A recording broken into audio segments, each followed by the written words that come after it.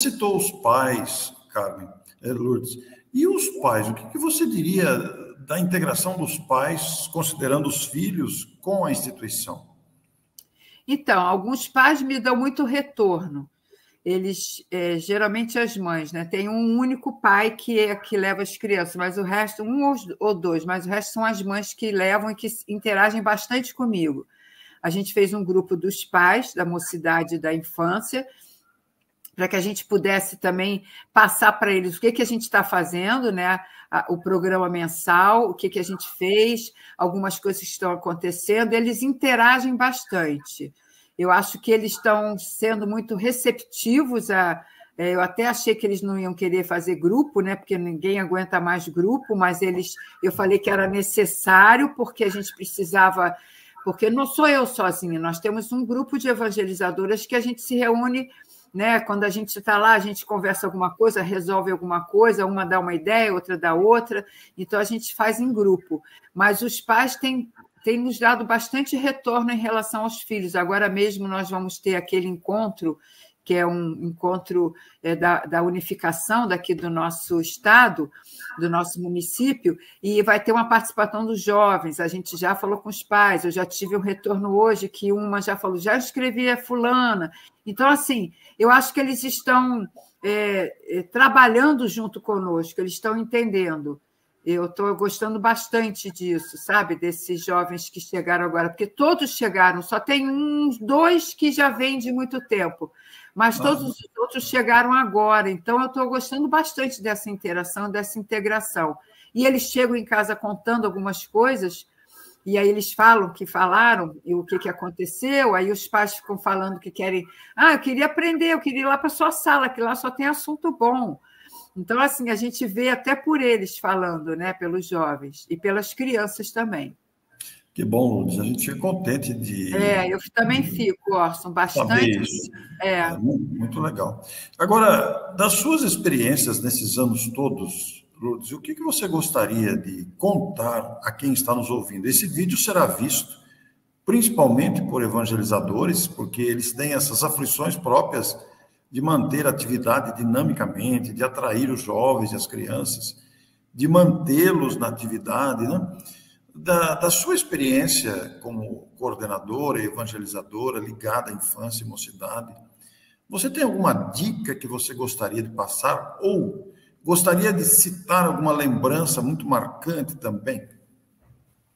Olha, a dica que eu dou é o seguinte, por isso que eu dei aquele título para você, A Arte Espírita de Evangelizar. A dica é assim, eu entrei sem saber o que eu ia fazer, o que eu ia passar, e eu passei a amar. E eu cheguei à conclusão que a arte, a palavra arte é um dom divino, né? Quem tem o dom da arte, seja ela qual for, é um dom divino. Então, a arte de evangelizar é um dom divino, mas que a gente pode trabalhar esse dom dentro da gente. Então, talvez eu tivesse esse dom dentro de mim, porque já era professora, e aí, com a evangelização, com o trabalho da evangelização, que é diferente de um trabalho dentro de um colégio, né, que a gente pode ficar mais próximo da criança e do jovem, eu passei a amar a evangelização.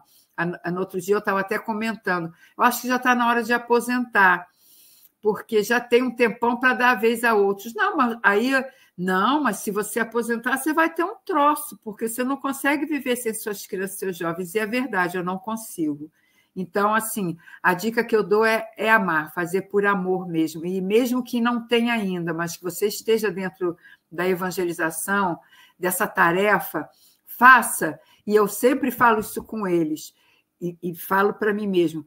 Converse com eles como se você estivesse na sala da sua casa e dizendo, seus pais não sabem de tudo, eles não nasceram sabendo, eles foram aprendendo.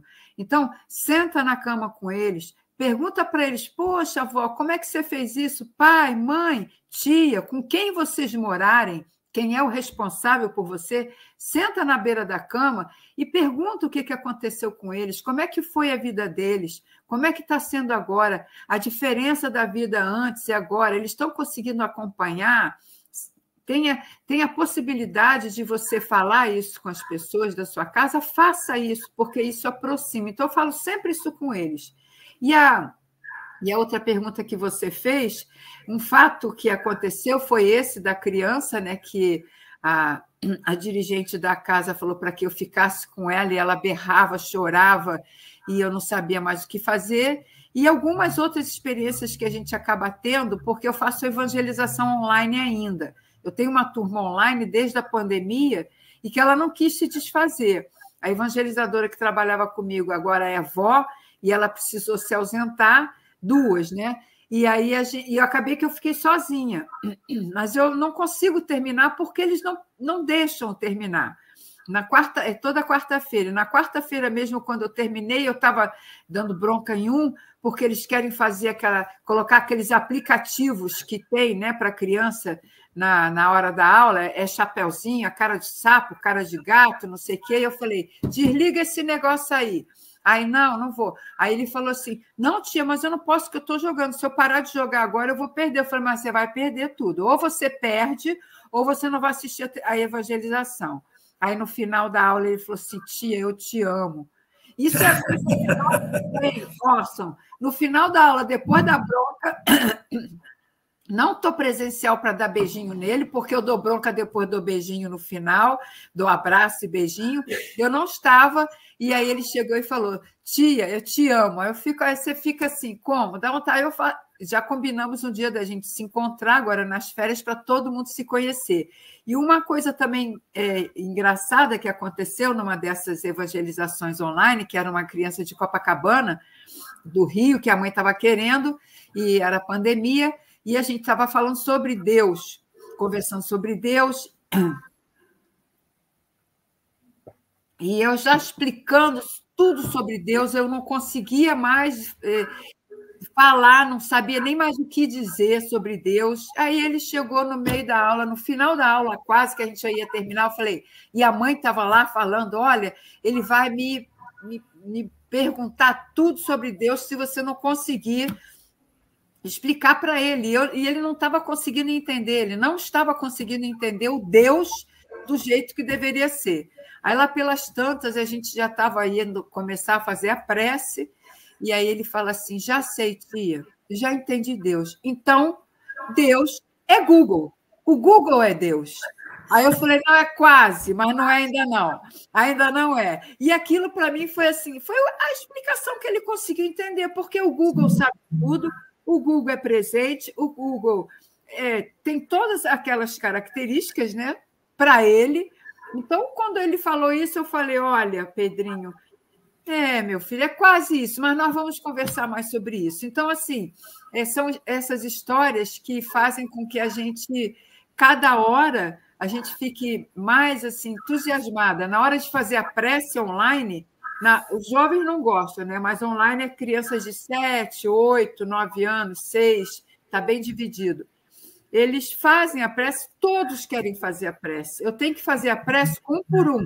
É prece continuada. Começa, fulano, depois você, aí eu dou o nome de todos, e cada um faz um pedaço da prece, e no final eu fecho com a minha prece lá, só agradecendo. Então, essas coisas, né, que a gente vivencia, é isso que nos estabelece a cada dia, saber que quando a gente fala de Jesus, é um consolo para esse jovem e essas crianças.